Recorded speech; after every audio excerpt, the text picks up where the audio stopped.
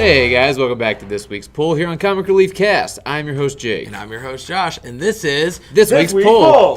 Hey, nice. Hey, not bad. Yeah, all right. I tried it. Okay. All right, guys. Well, we hope that you all hit your local comic shops last Saturday or this past Saturday for Free Comic Book Day. Got your free comic books from Marvel with Avengers and Spider-Man. There's tons of other things going on.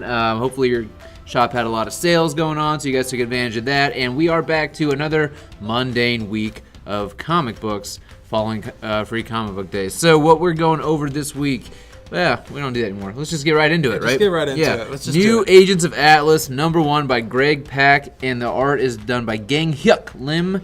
And so this is a War of the Realms tie-in with pretty much an all Asian cast. And what'd you think about it, Josh?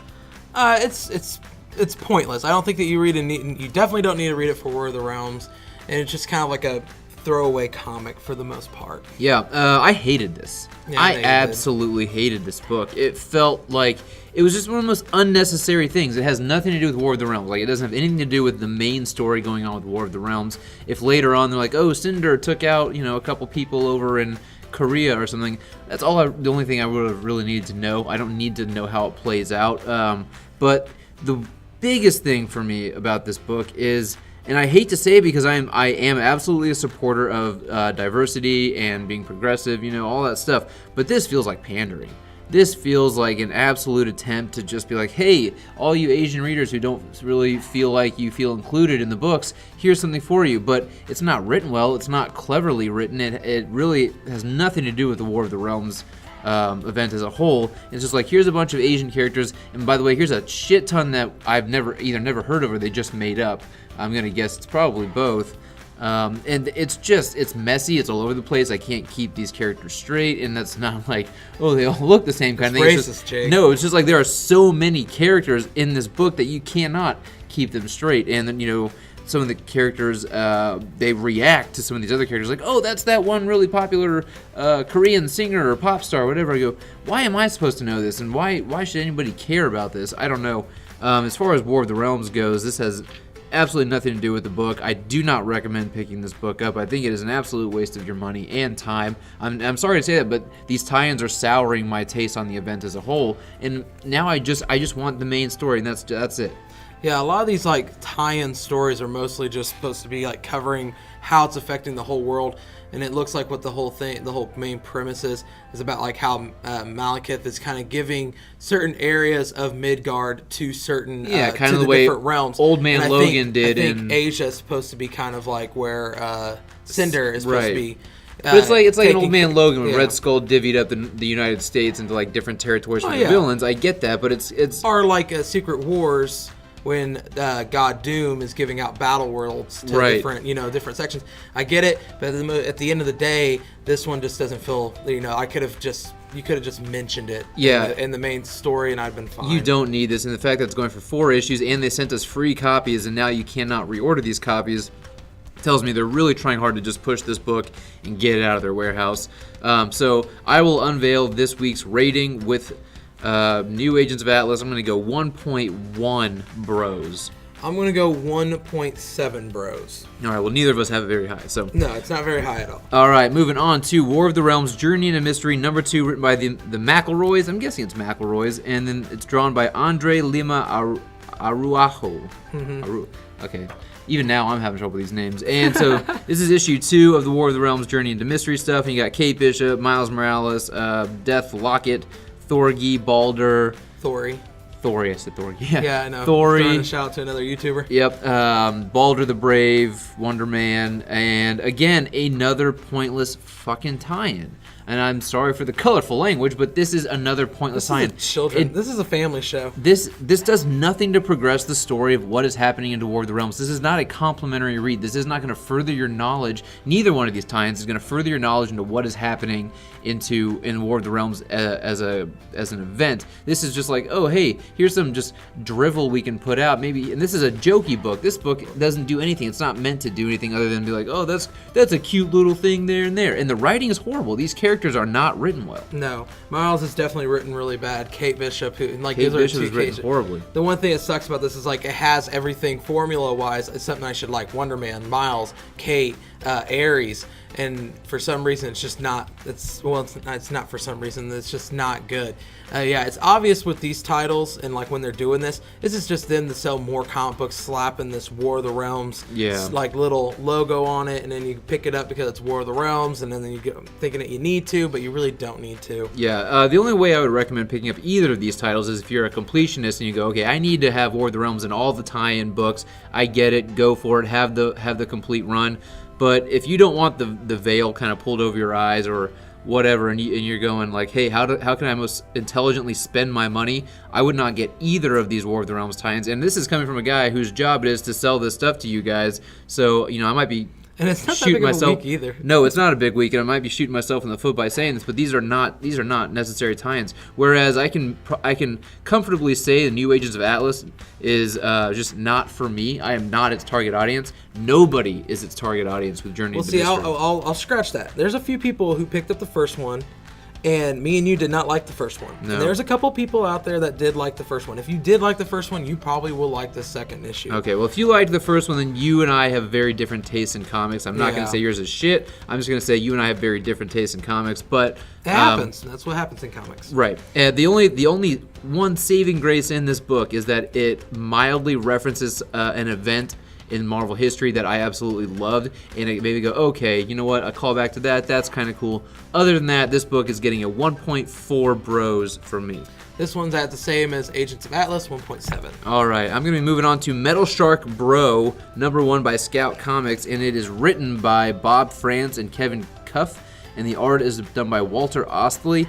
And this book is just all sorts of goofy, and it knows it's goofy. It is absolutely meta in its commentary of comic books and the way it is. It's basically Ghost Rider, but instead of being turned into like this guy with a flaming skull, this shark is transformed into like an anthropomorphic human shark kind of thing. And you love your sharks. Yeah, and I love my sharks, and so that's why I wanted to read it. And so basically what happens is this shark loved being a shark. He just loved being a primitive swim, eat kind of creature. And then this like total bro metal demon comes in and turns him into like a bro shark. And the shark's like, hey, no, I just wanted to be a regular shark. I just wanted to go back to doing whatever the fuck I was doing. And the demon's like, oh crap, I gotta go. But if you want to turn back into this, just kill the people on this list, and you'll be turned back into a shark. And so that's it. And goofy little book. I can't say I would really recommend it. This is probably not up a lot of people's alley. It's not even really up my alley. Like, I'm not gonna be buying this book, but it was funny to read. I'm gonna give it a 2.25 bros. Nice. I read Excellence #1. It's from Image and Skybound. The writer is Brandon Thomas, and the artist is Kerry Randolph. This kind of follows a character by the name of Spencer Dales. And wait, what's his real name? Well, that's just racist. Okay, no, come on. Okay, he does kind of look like Michael B. Jordan. I will say that. Drawing like Michael B. Jordan. As if he had this idea of Michael B. Jordan playing this character. But the whole premise of this book is kind of like Harry Potter in a sense, but a little bit different. So you're following this guy and this family. What it is these families get passed down like magic and these wands and stuff, and they're kind of like agents that kind of make sure that fates of the earth or fates of the world actually kind of go through. Like, I don't know if this is making sense at all. I'm following it. Yeah, I smell the shit you're stepping in. But you're following this kid who's having a hard time picking up, and his dad is kind of like going down, like getting down on him about the fact that it's taken him being a late bloomer with his magic. And it's just this whole ancestry, and they're down to only 10 different families. And this is kind of like him. It starts off in the beginning, just an origin thing of just watching this montage of this kid trying to get to this level of where he needs to do, so he can do this test to show that he can be accepted into this group, this organization of magicians. And it's pretty cool. If you like magicians and stuff, I think you'll dig it. For me, it was okay. It wasn't a fantastic book. I'm going to give it just 2.5, right down the middle. 2.5 bros. All right, we are going to be moving on to Batman and the Outsiders #1, written by, I think it's Brian Hill, right? Yeah, Brian Hill, and the artist is Dexter Soy. And what's going on is Batman he contacts Black Lightning to get this team of Katana, Orphan, Signal together to...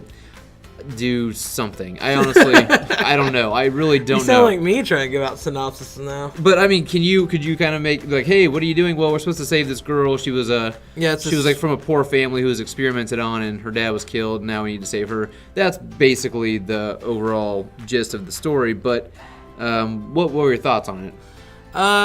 It got canceled once before, and probably should have just stayed canceled.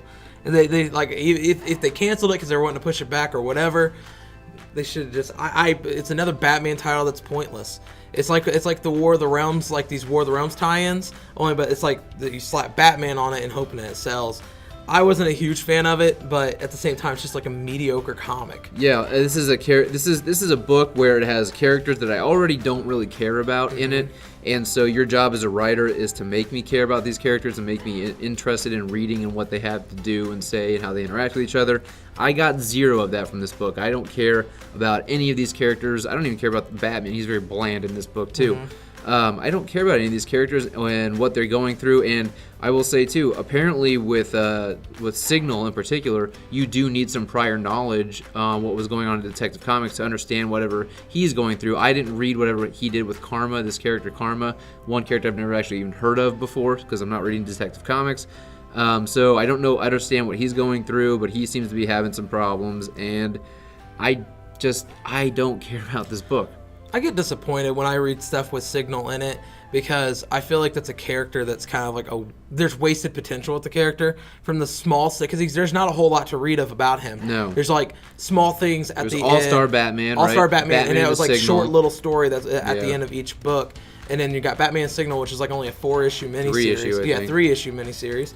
And then you have some stuff here and there with Detective Comics.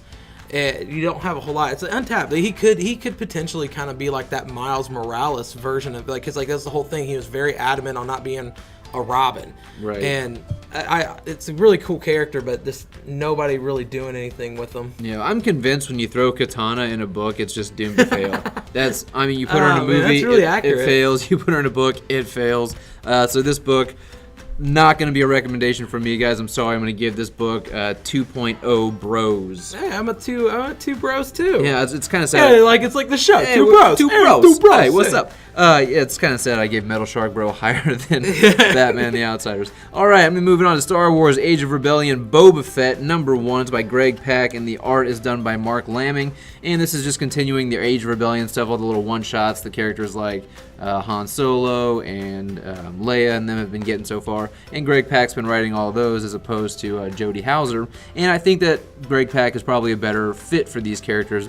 But this one I was actually looking forward to because everyone loves Boba Fett. I've never really cared about Boba Fett outside of the character design, the look of the character. I've just never really cared about him. And I thought, okay, here's a good chance to get me to dive into something that makes me a little more interested in Boba Fett. And lo and behold, I'm not interested in Boba Fett still because Boba Fett has literally one line of dialogue, or I think 2 lines of dialogue in this entire book, while everything else is just kind of orchestrated to be like, oh man, that's Boba Fett. Oh, careful, that's Boba Fett. Boba Fett is a scary dude. He's a great bounty hunter. Like, there's just all these people talking about his reputation, but you don't really see him doing a whole lot with that reputation. It's kind of him walking around, peacocking. Really, that's kind of what the book is. So for this one, I'm going to give it a, just because I think it was decently written. Unfortunately, I don't care too much about Boba Fett still. 2.1 bros. All right. Yeah. Okay. I don't know if I'm just like not in a great mood and that's affecting or these comics are just not doing it for me. It's underwhelming when with what is all coming out this week, let alone what we've read of this, because we were reading issue 1s and issue 2s, and there's nothing outstanding, and that's one thing that you're really hoping from 1s and 2s is to grab you. True. I read Symbiote Spider-Man #2 by Peter David and Greg Land. Even though Greg Land does some great art, I still gotta say this does not pull the whole Spider-Man life story move that I thought it was going to do, where 1 was a little underwhelming or not as great as what I was hoping. More of just a typical Spider-Man story. Yeah, and this is just a typical Spider-Man. It's not bad. It's not great. It's the same way. I'll probably rate it the same way that I rated the first issue. I was really hoping that this would shoot it up out of the park and get to a point that I really like it, so I would pick up #1. But it was decent. So I'm going to give it a 2.5 bros. All right, and the last thing we're going to be talking about on this episode is The Flash Year 1, Chapter 1. It's actually issue 70, but it's starting up the Year 1 for The Flash. And it's interesting that they decided to do this because me and a buddy were talking about doing something like an Earth 1 or Year 1 for Flash for a while. And so I thought, oh, okay, cool. So they took my idea, and let's see what they do with it because, you know, it's always interesting. And so this is written by Joshua Williamson, and Howard Porter is on the art still. And I get the idea. I understand that Flash is fast. I get it. Like, we know that's his power. We understand that's his power set. He's fast. He's kinetic. He's always in motion. He's fast? He's very fast. Oh, okay. And so, unfortunately, this book did not want to take its damn time. It's like the editors were like, look, everyone knows Flash's origin story. Let's get to it. Let's rattle off through all this interesting stuff. Like, hey, if you're going to redo Flash and you're going to kind of Batman Begins it, then take your time with it. You know, the issue 1 should be like, let's see how he goes through this. Oh, I'm running, through all my shoes and they're catching on fire. How do I solve this? How do I solve wind in my ears and all that kind of stuff? They go through it so damn quickly that I don't find it interesting. I don't find it intelligent. It's not that entertaining. It's a lot of the same stuff from Flash that you're used to getting, and it has this kinetic energy to it. But I think what you should do with Flash, because he's so fast, is slow this book down. Slow it down. Give us an idea of why this is a new origin and what separates it from the origin we already know.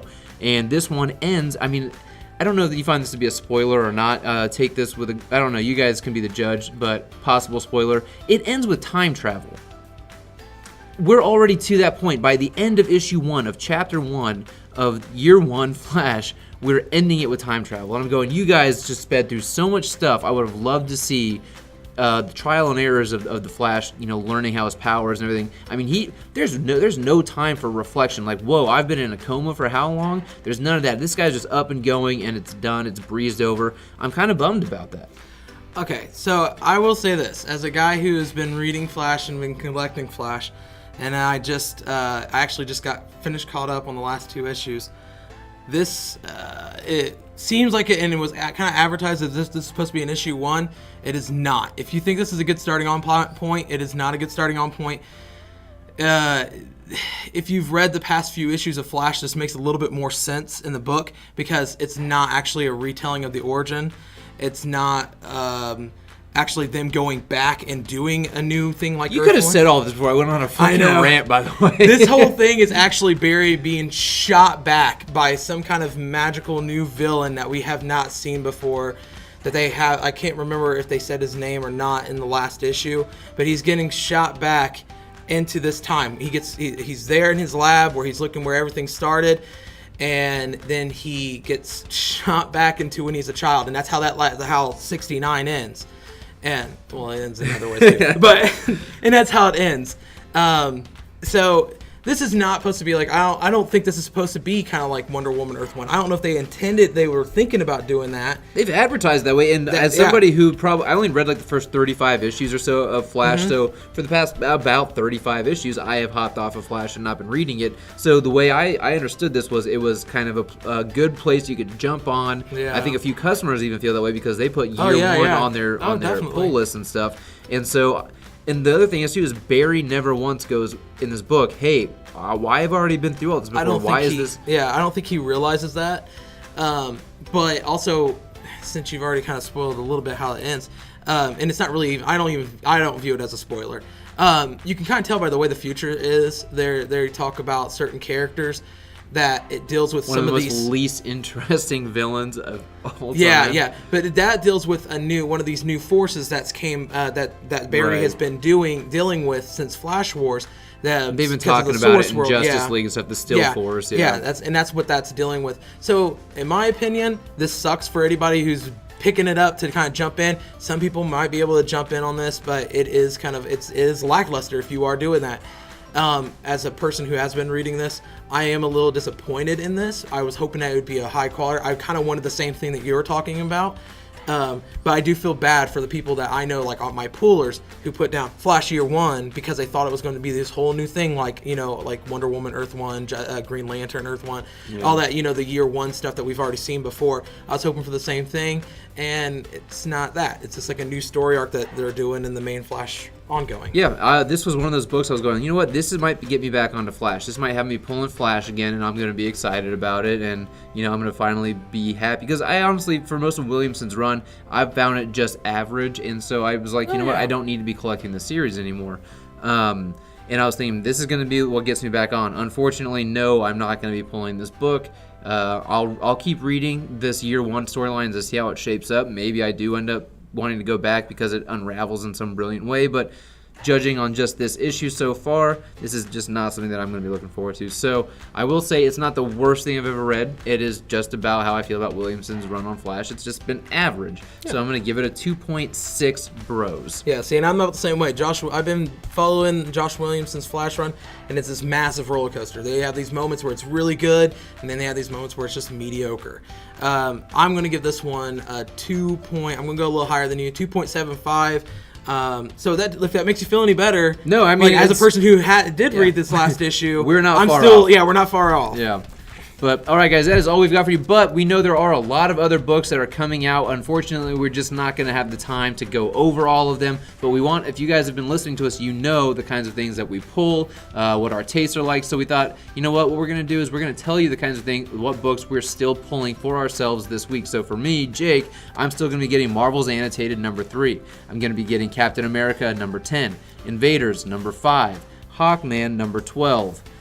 Justice League Odyssey number 9, Shazam number 5, and Conan the Barbarian number 6, I believe. We ran out, so I had to order myself another one. But those are the things I am pulling for myself personally to put into my collection. So those are, if you guys' tastes align at all with mine, those are some stuff I would recommend picking up as well. I love this because then everybody's going to see how bad I am. Okay, and me, Josh. The other host. Okay, I'm getting Catwoman 11. Yes, I'm getting both covers because you guys know how I am. Captain Marvel number 5, Empty Man number 7, Wonder Twins number 4. I am getting Flash 70 because I've been getting it. Shazam number 5, Invaders number 5, Captain America number 10, Batman Who Laughs number 5. Yeah, thank you. Marvel's Annotated number 3, and Hit Girl number 4. All right, guys. So if that helped you at all, let us know. Put it in the comments section what you're going to be picking up this week. Anything that we said that either got you on board with the book, which honestly I know it sounds like we kind of poo-pooed all over these books this week. So let us know if that made you feel good, or if you're going to be picking up anything that we have on our pull list based solely on just our taste. So put that in the comments below. Hit that like button. Be sure to share this with your friends. And, of course, guys, subscribe to the channel. We are getting not dangerously close, somewhat close to 1,000 subscribers. So help us get there by hitting that subscribe button. And we will see you guys next week. Take care. Mundane Comic Day.